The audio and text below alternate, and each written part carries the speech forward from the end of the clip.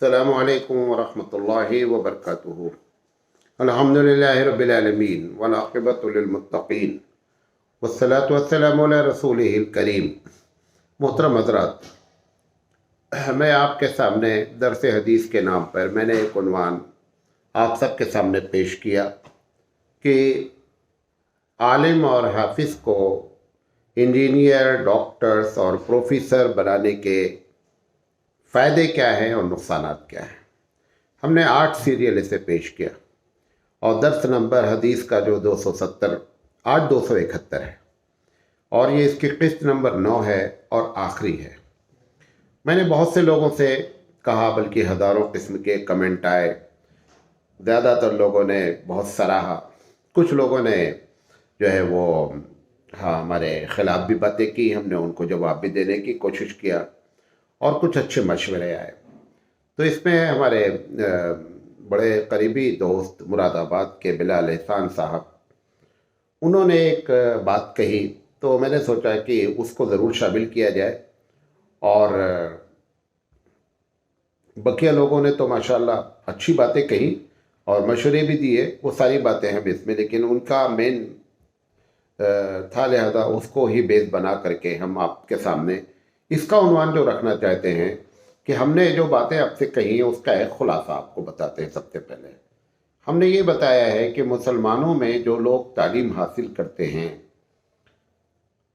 Total आबादी की बात नहीं कर रहा हूँ, मुसलमानों में जो तालीम हासिल करते हैं उसमें 3% लोग जो है वो मदारिस का रुख करते हैं और 97% लोग स्कूल, कॉलेज और असरी तालीम हासिल करते हैं।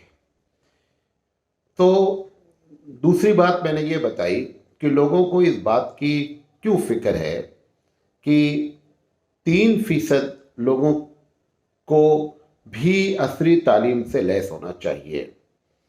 वही फिक्र 97% वालों के लिए क्यों नहीं है कि वो लोग दीनी तालीम से लैस हों। हालांकि जिस वजह से 3% लोगों को हम चाह रहे हैं कि इंजीनियर, डॉक्टर और असली तालीम हासिल करें, उसके 2 बुनियादी वजह हैं। एक वजह यह है कि ये मौलवी और हाफिज लोग, इनकी माशी हालत बहुत ख़राब होती है, लिहाजा अगर ये इस लाइन में आ जाए तो इनकी माशी हालत ठीक हो जाएगी। ये एक वजह है जिसकी वजह से ये खुलूस के साथ बहुत से मालदारों में और दानिश्वरों में ये बात आई। मैंने ये भी बताया कि कौन कौन लोग ये सोच रहे हैं। फिर मैंने उसका हल बताया कि अगर माशी हालत ही ठीक करना है तो मैंने उसकी सारी तरकीबें बताई कि कैसे ठीक की जा सकती है।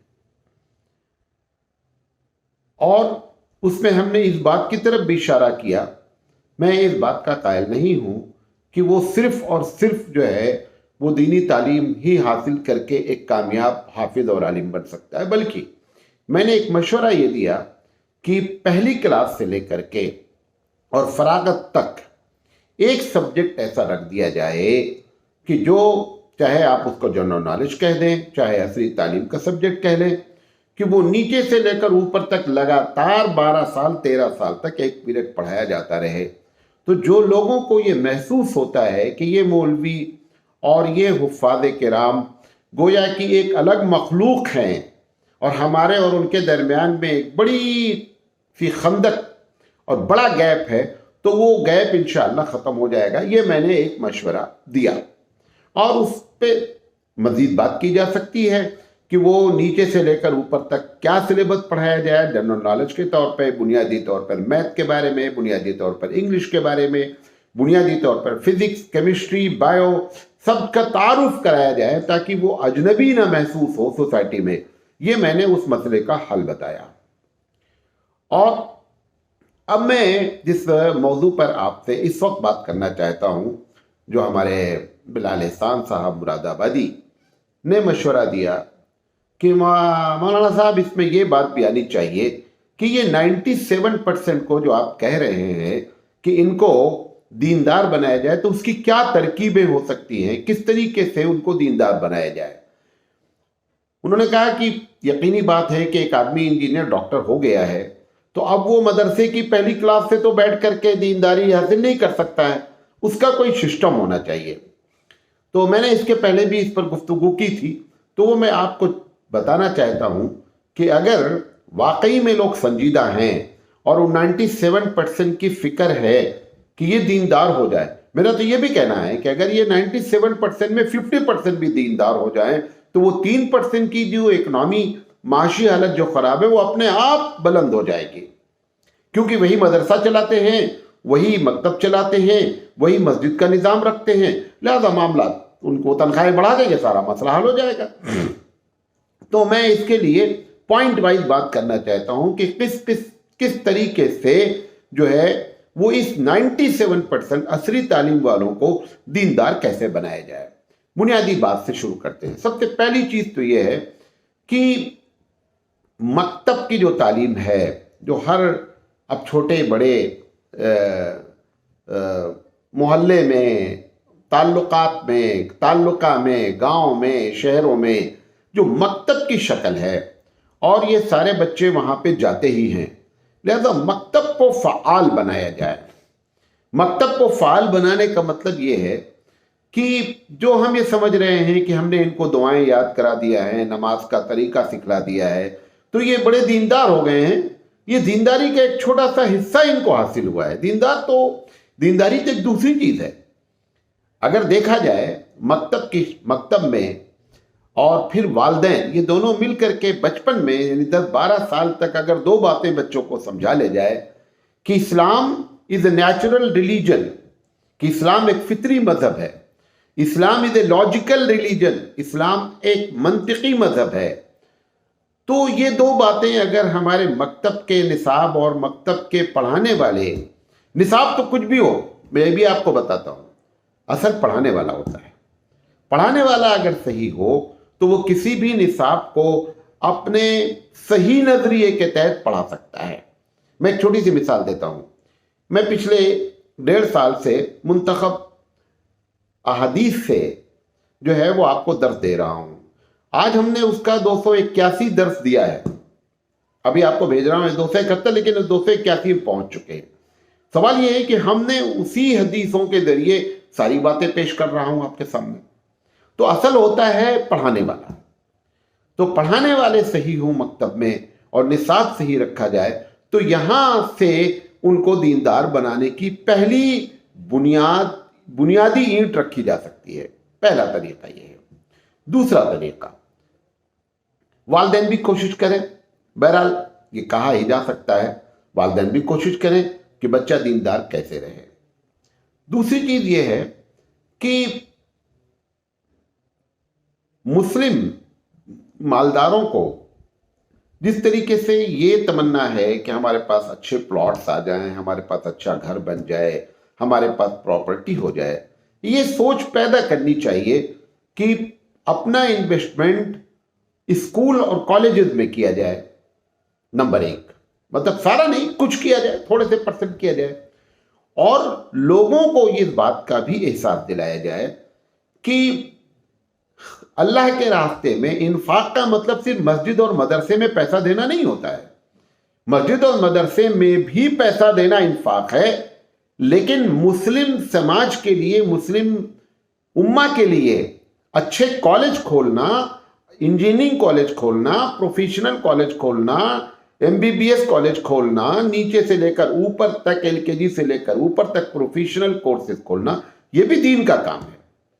तो लोगों को इसकी तरफ तरगीब दिला करके सबसे पहले मुस्लिम मैनेजमेंट के कंट्रोल में फ्रॉम LKG से लेकर के प्रोफेशनल कॉलेजेस तक होना चाहिए, जैसा बाद लोगों ने गुजरात में किया, जैसे अक्कल कुआं में किया गया, अमीन कॉलेज ने किया, ऐसे बहुत तो नहीं है, भटकल में किया गया। ऐसे ये इस माहौल को और इस तरकीब को भारत की सतह पर आम किया जाए, और फिर वहां पर नीचे से लेकर के ऊपर तक, जैसे मैंने बताया कि नीचे से लेकर ऊपर तक मदारिस में एक सब्जेक्ट दाखिल किया जाए, ऐसे ही 97% वालों को नीचे से लेकर ऊपर तक इस्लामिक स्टडीज और इस्लामिक हिस्ट्री, ये दोनों सब्जेक्ट पढ़ाए जाएं। एक ही पीरियड हो, काफी है, 3 दिन वो पढ़ाया जाए, 3 दिन वो पढ़ाया जाए, तो भी अगर साल भर इसको तरतीब से पढ़ाया जाए तो इंशाल्लाह ये 97% दीनदार बन सकते हैं। ये दूसरी शक्ल है, सबसे अच्छी शक्ल है। इसमें क्या फॉल्ट हो रहा है वो आपको बता देते एक जुमले में कि इस्लामियात पढ़ाते हैं, बाद इंग्लिश मीडियम स्कूल खोले गए हैं जो इस्लामियात पढ़ाते हैं, 5वीं तक पढ़ा रहे हैं, 8वीं तक पढ़ा रहे हैं, नाकारा सिलेबस पढ़ाया जा रहा है। दोनों चीजें सही हो, नीचे से ऊपर तक हो और सिलेबस सही हो। अच्छा, यह बेहतरीन जरिया है कि उन 97% लोगों को दीनदार बना दिया जाए, बन सकते हैं। तीसरी शक्ल यह है कि समर वेकेशन में फाल किस्म के अच्छे लोग जो है वो समर वेकेशन के स्कूल चलाएं। इन लोगों के लिए जो बच्चे असली तालीम हासिल करते हैं, लेकिन उसको एक रस्म और फॉर्मेलिटी के तौर पर नहीं हो, जैसा कि अब जैसे छुट्टी होती है समर वेकेशन के नाम पर हर आदमी जो है वो कैंप लगा देता है, समर कैंप, और हासिल कुछ नहीं होता है। वो एक रस्म बन गई है, उसको फ़आल बनाया जाए और सही किया जाए।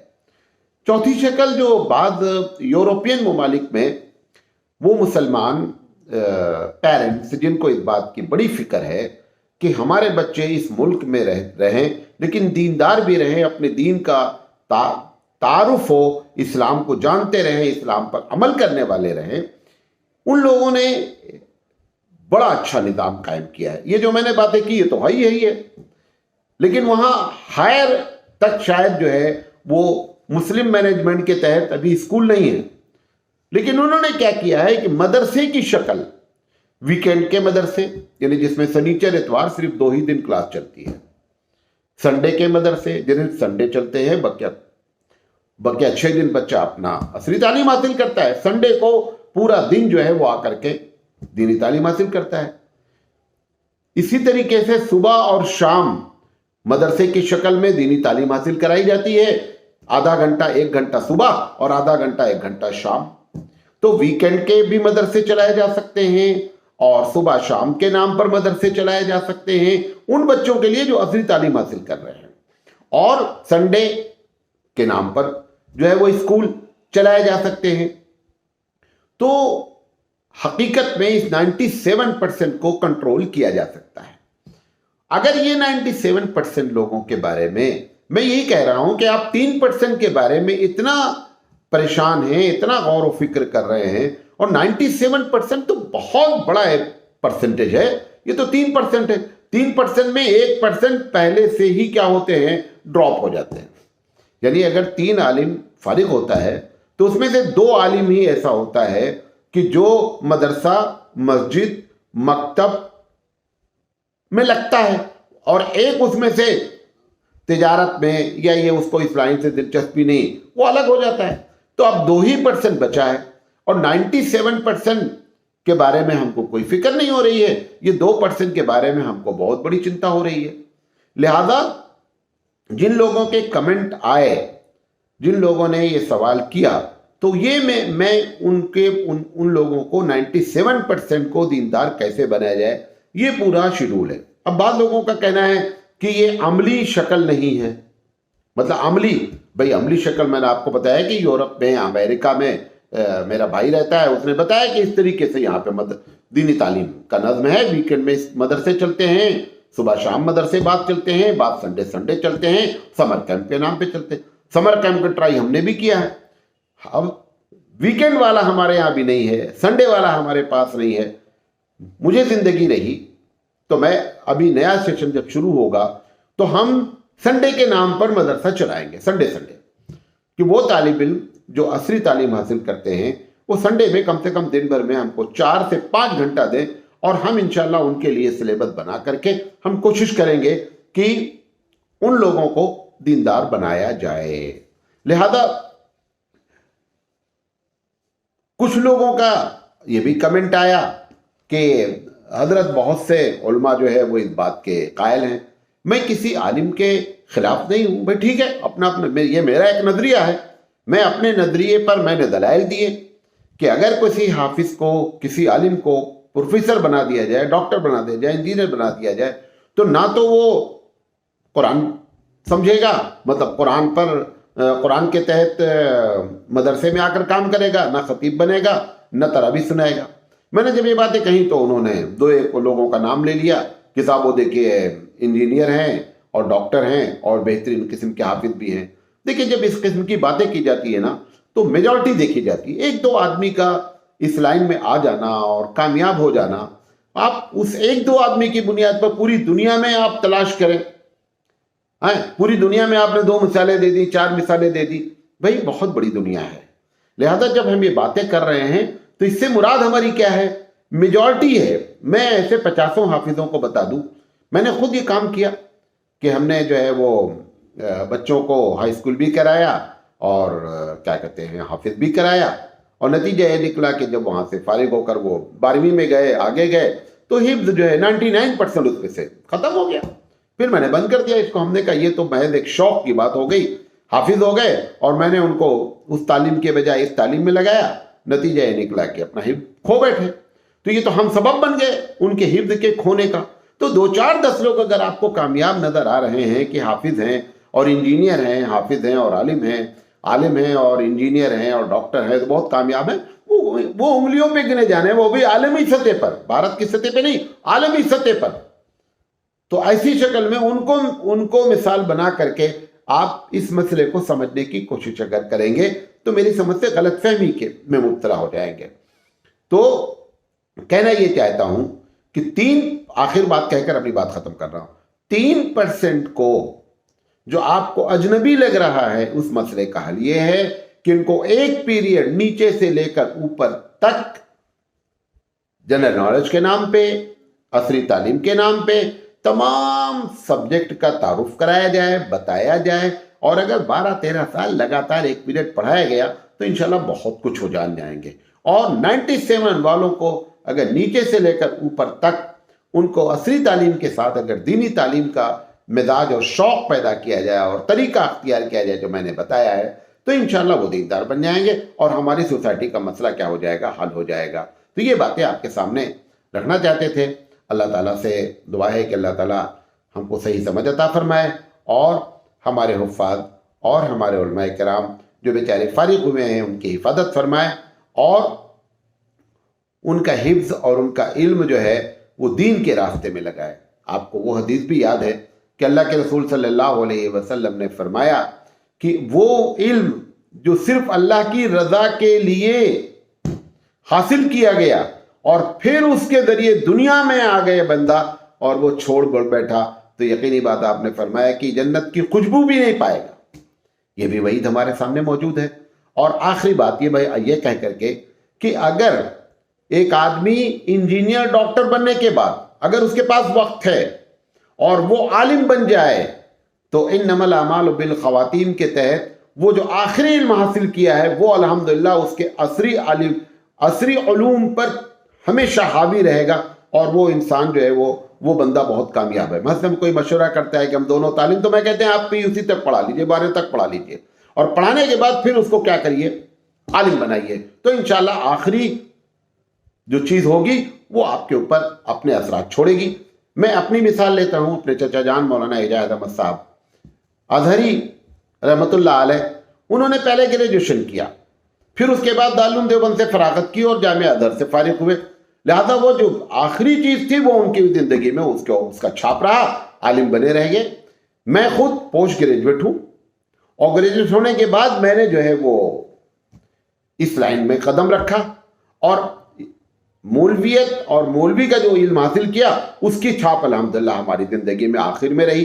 तो मैं ये मशवरा देना चाहता हूँ, उधर वाले को इधर लाएं, यानी असरी तालीम वाले को आलिम बनाएं, ये तो बहुत कामयाब आदमी होता है। लेकिन अगर मौलवी को असली तालीम में लेकर के गए, हत्ता कि इस्लामिक स्टडीज़ के प्रोफेसर वगैरह भी बन जाते हैं, वो भी नमाजों की पाबंदी में ज़बरदस्त कोताही करते हैं। भले अपनी जगह पर एक अच्छे इंसान होते हैं, बड़े ही बाइल्म हो जाते हैं, लेकिन रोज़ा नमाज से वो कोताही शुरू हो जाती है जिसका कोई जवाब नहीं। मैं नाम लेना नहीं चाहता हूँ, लेकिन मैंने कई यूनिवर्सिटीज़ के ऐसे लोगों को देखा, बड़े बड़े फंक्शन में आए और आने के बाद बड़ी अच्छी तकरीरें की, प्रोफेसर साहब, डॉक्टर साहब, लेकिन जब फजर की नमाज का वक्त आया तो सारे लोग गोल हो गए।